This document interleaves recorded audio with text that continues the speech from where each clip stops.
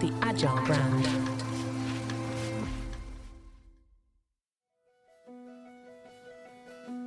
Welcome to Season 6 of the Agile brand, where we discuss marketing technology and customer experience trends, insights, and ideas with enterprise and technology platform leaders.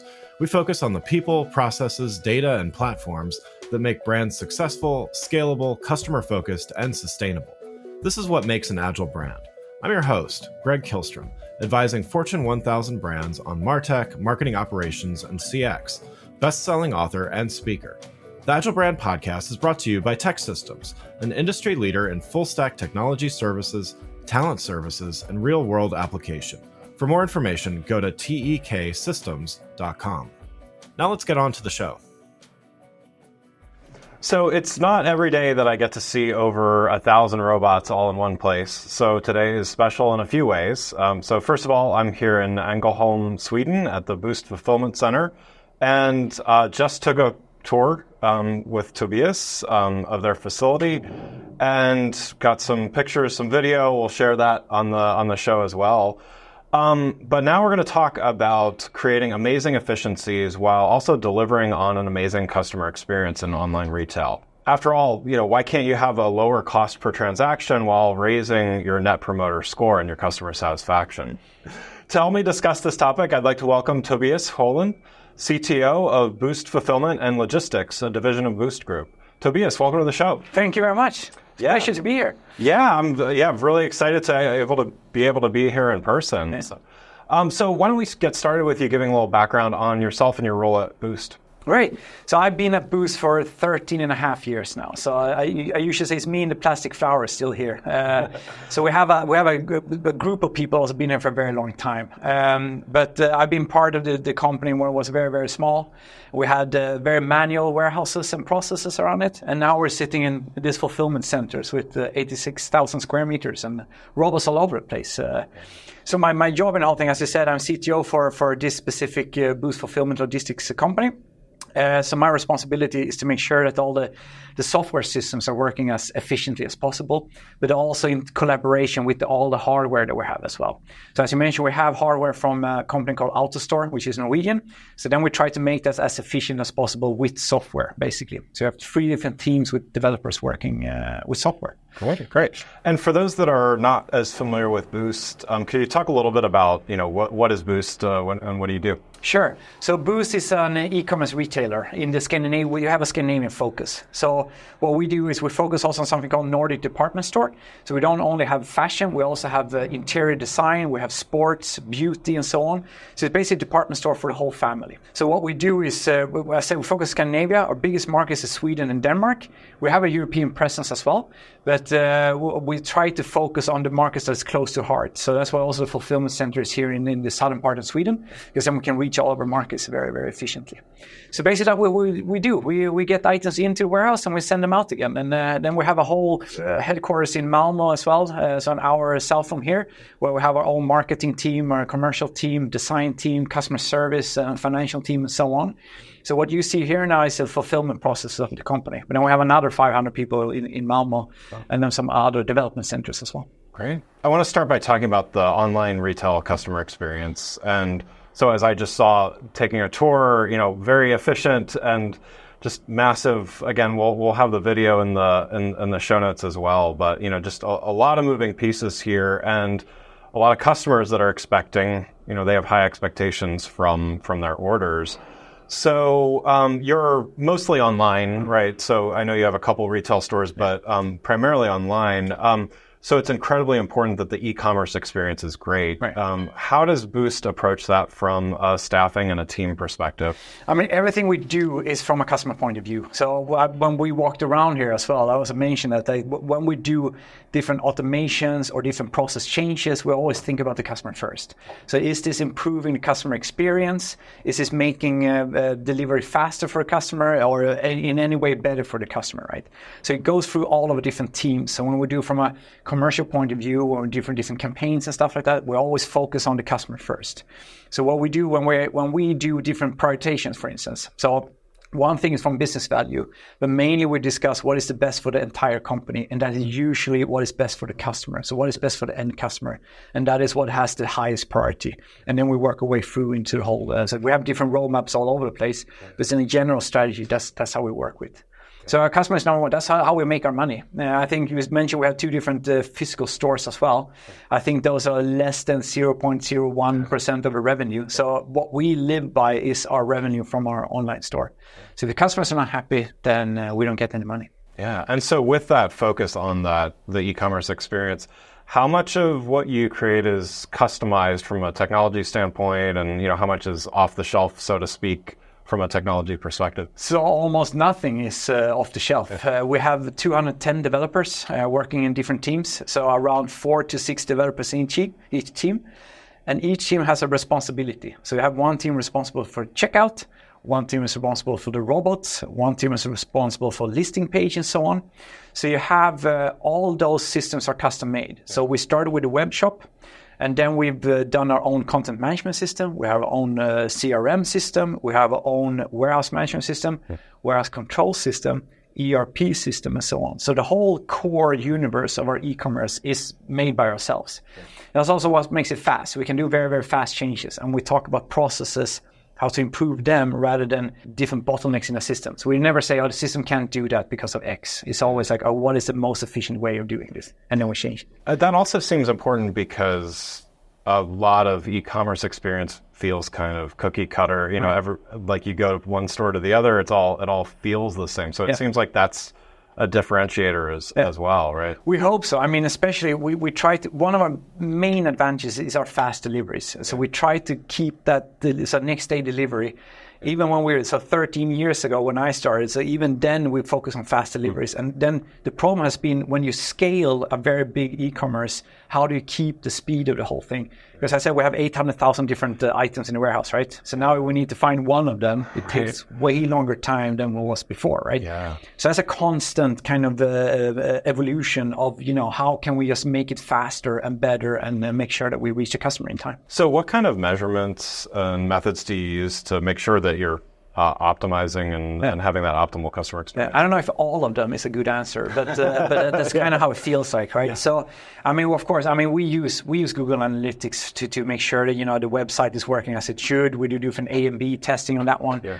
But then we have monitoring on all of our robots, for instance. So we have, we measure battery quality on every single robot, and then we measure, everyone who is out there picking and packing, we measure, is something item going wrong, going out, and so on and so on. Yeah. So we try to be on a very, very low level of monitoring and gathering data. Yeah. So one problem we had, we actually ran out of Google Analytics transactions. So we sent too many transactions to Google Analytics, yes.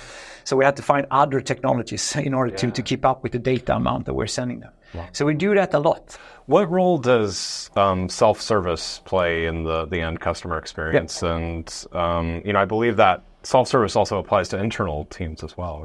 Yeah, so we have something we call My Boozt, for instance. So you log into a site and when you can see your orders, so you can see, okay, where's my refund, or return or orders and so on. And then you can also see unpaid invoices and, different things like that. So it's important for us that the customers should have their own tools to do stuff. So we have a saying in the platform team where I'm at, is power to the people. And the people changes sometimes. So people can be end customers, but it can also be internal business units. So like the commercial team, they shouldn't have to go to us to ask to change something if they can do it themselves. Yeah. So that's a whole self-service thinking that we try to do. And also from an internal development point of view, so our developers, they shouldn't have to go to an engineering team to ask for database access or to deploy something, I think, things like that, to do changes. So they should have all the tools themselves. And then we just trust the people to do the right stuff with that thing. Yeah, that's great. It's a cultural thing more than anything else, but it's important for us to give that responsibility. Yeah, it seems like from that cultural perspective, it seems like if people are more empowered to be able to do more, they're going to have more value in their jobs and give a little bit more. Yeah. We actually expect a new developer, we expect them to take down the site within the first week. so that's kind of, it is expected that things will go wrong. Yeah. So what we've done is, enforce the whole thing. If something goes wrong, we can fix it very, very fast instead. So we're not trying to avoid mistakes. It's rather when something happens, we can fix them very, very fast instead. So we try to minimize the risk of mistakes rather than avoiding them completely. Yeah. Which is very important for us. So now I want to get to the robots. So as I mentioned, I got a tour here, got to take a look for myself. You mentioned AutoStore, so I had a guest from AutoStore on the show a few months back, which is actually why I'm here, how this whole thing came to be. So thank you, AutoStore. So he mentioned that they had this facility in Sweden with over 1,000 robots, and just had to see it for myself. So here I am. So I believe you started using AutoStore around 2016 or so as well. And to start, can you briefly describe, what exactly is AutoStore for those that didn't catch the previous episode? So basically, AutoStore is like a matrix of different plastic bins. So it's like a cube of plastic bins standing on top of each other. And then you have robots riding on top of them. And their robots are picking up bins and delivering them to an operator. And then you have an operator and they're taking the items out of the bins and making sure they put in the right bag and so on. So it's a dense stock capacity system. You can fit a lot of items in a very small space, and you still have a speed of delivery when it comes to items to an operator. So, some of this, I think you covered a little bit already, but, how do you look at a system like AutoStore being able to help you achieve that greater efficiency and customer experience? So, when we look at a system, when we get hardware to play with, is maybe a weird way of putting it, but that's how we see it. It should be something that we can incorporate in all of our processes, right? So also help in that sense that we can dive fairly deeply into how they're working in terms of technology. So from an AutoStore point of view, the way we use it, we try to keep up the speed as much as possible for the customers again, right? And then we try to see how we can tweak different things. So we have one solution. You get the out of the box, but then we try to see how can we incorporate more things around it. How can we build our processes, either change our processes around AutoStore, or how can we make AutoStore change according to what we want it to be. So a very, very tight connection with AutoStore, with the collaboration to try to find out the best e-commerce processes going forward.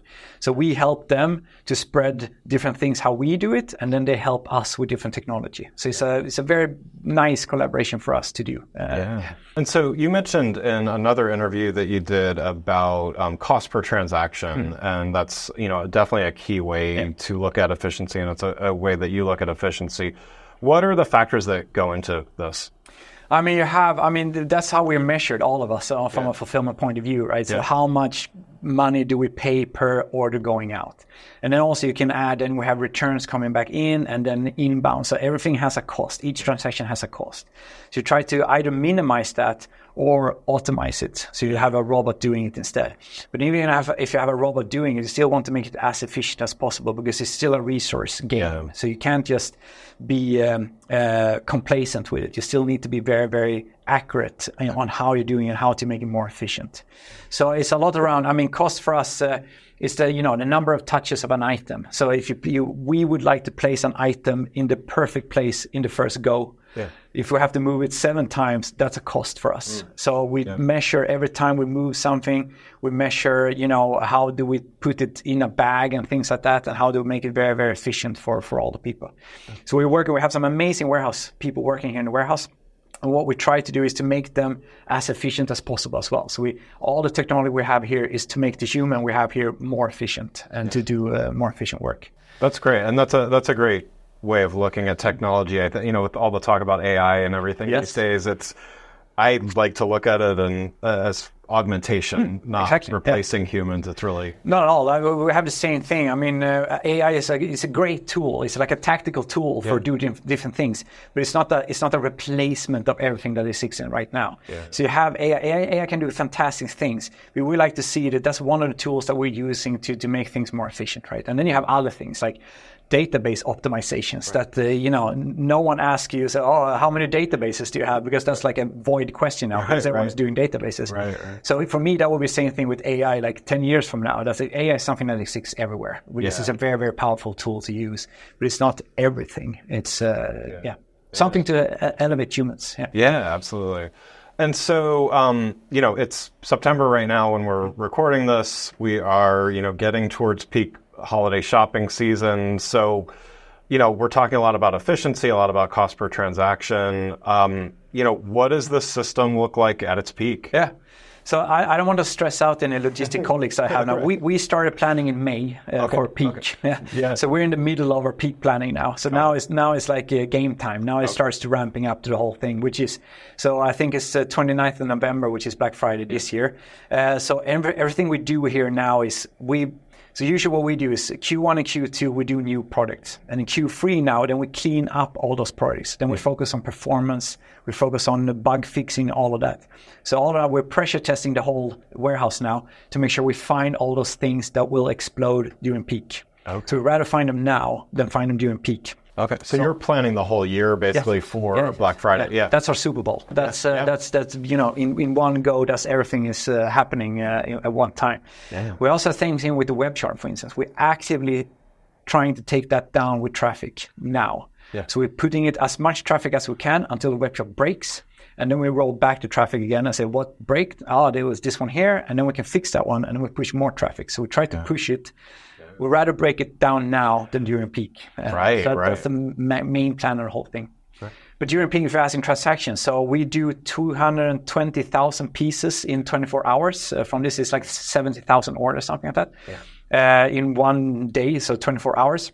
And that so the problem from a fulfillment point of view is that peak is lingering on for another 2 weeks. So you have Black Friday where everyone is focused on, especially from a marketing and commercial point of view, but then you have fulfillment for 2 weeks. We need to get all the orders out. And after those 2 weeks, then you get the returns coming back in. So it's kind of a long process for the whole thing. It's not like a day or a few days or something. It's like a month. So we usually, we see it more as a marathon rather than a sprint. It's like, okay, we need to just be consistent, sustainable in our operations. Yeah. So last thing I want to talk about is a little bit more about the digital experience. And, we touched a little bit on AI and the idea of augmentation and things. But, what are some of the key ways that you're using AI? From a fulfillment point of view, or from a general? From the customer perspective, let's say. So we have, we have a data science team in Aarhus in Denmark. So they're doing everything with machine learning and AI and stuff like that. So they've given us some great tools around it. So one is that we have size recommendations, for instance, that we do. So when you're a new customer, especially going to the site, we can recommend you a good size of the different items. And then we've just launched product descriptions now, so for certain categories. So more to elevate the description more than create it from scratch, but more like put some more flavor into the whole thing and maybe digest it from different other internal sources that we may have. So take a picture, for instance. To look at the picture and put some details on the whole thing into the products and so on. And then, from a fulfillment point of view, we also have different around resource planning and things like that we try to do. So we try to, it's very complicated. You have 470 people that you're trying to organize in a perfect way, right? Yeah. So you have too many people, then the cost increase. If you have too few people, then the delivery times increase. So you need to balance that every day. You need to balance it in a perfect way. Yeah. But then we also have some around image recognition again, so for categorizations on the site. So instead of having people sitting in categories, okay, so this is a shoe and this is a t-shirt and so on, then we can, just take the picture and then we can categorize it based on AI and then we can just do that. And you have people approving it instead, which is way faster. So you just click it, so you give you a suggestion and you... Yeah. So there's like a human review process, but it massively speeds that up. Exactly, because you maybe do 100 instead of one. That's great. What about internal use of AI? Well, our developers, they love Copilot, for instance. So when you're coding, right, then you get this huge help from Copilot. So basically, when you're writing your code, you get the code segment suggested for you. And then you of course, you look at it and see if you want to use it or not. But it helps in different... the simpler tasks. When you're just writing, the basic code of the things, you can go there very, very fast instead. So usually when we say that we don't do AI in that sense, AI is ingrained in everything we're doing, and it comes mainly from the grassroots, like, so I want to try Copilot now, and that's spread across a whole development team. And then there are other things like from a content management point of view, to when we look at the web shop, right? So we have 800,000 different items, right? And then you want to run through different discount settings and things like that. So it's hard to go through all those 800,000 items. So then we'd run different scripts and stuff like that on it to see, okay, is this item on the right discount here, or should it be lower or higher, or can we automatically adjust the whole thing as we go forward? Well, Tobias, thanks so much for joining today. Got one last question before we wrap up here. So you've given a lot of great insights and advice already. For those companies out there, I mean, again, massive efficiency and operational things going on here. There's a lot to learn and share. For companies that are trying to be more efficient, what's a place that you'd recommend that they look first to make improvements? Yeah, I mean, there's a classic saying also, there's something called walk the floor. So it's always very, very good to know your processes from a deep point of view. Yeah. So we talked about it also when we're out with the rollers, right? Too, it's very good I have my developers, they're out picking and packing, and they're doing inbound returns and things like that, just to understand the process. So the more you understand, the better you can identify bottlenecks and so on. But then you have, I mean, from our point of view, I think from Boozt, we benefited a lot to have our own development team as well. And I'm not saying to hire 500 developers immediately, but start maybe 1, 2 people, something like that, and then see you can do different tweaks and stuff like that. Yeah. Not replacing your big, third-party systems, but start with small different tools, maybe helpers, just get them more efficiency, and then you can expand as you go forward as well. So it'll be start small and then scale up. It's usually not a good idea to go big immediately, and that's I'm definitely a fan of the agile, exactly, iterative approach. So definitely. Great. Well, again, I'd like to thank Tobias Sjölin, CTO of Boozt Fulfillment and Logistics, a division of Boozt Group, for joining the show, and for inviting me to the Fulfillment Center here in Ängelholm, Sweden. And tack så mycket. Is that? Varsågod. Yeah, perfect Swedish. Okay. Yeah. I didn't butcher it too bad. Okay. No, that was excellent. Thank you so much. Very, very nice to have you here as well, and to get to show you the robots. Yeah, thanks so much. You can learn more about Tobias, Boozt, and AutoStore by following the links in the show notes. Thanks again for listening to the Agile Brand, brought to you by Tech Systems. If you enjoyed the show, please take a minute to subscribe and leave us a rating so that others can find the show more easily. You can access more episodes of the show at www.gregkihlstrom.com. That's GregKihlstrom.com. While you're there, check out my series of best-selling Agile Brand guides, covering a wide variety of marketing technology topics, or you can search for Greg Kihlstrom on Amazon. The Agile Brand is produced by Missing Link, a Latina-owned, strategy-driven, creatively fueled production co-op. From ideation to creation, they craft human connections through intelligent, engaging, and informative content. Until next time, stay agile. The Agile Brand.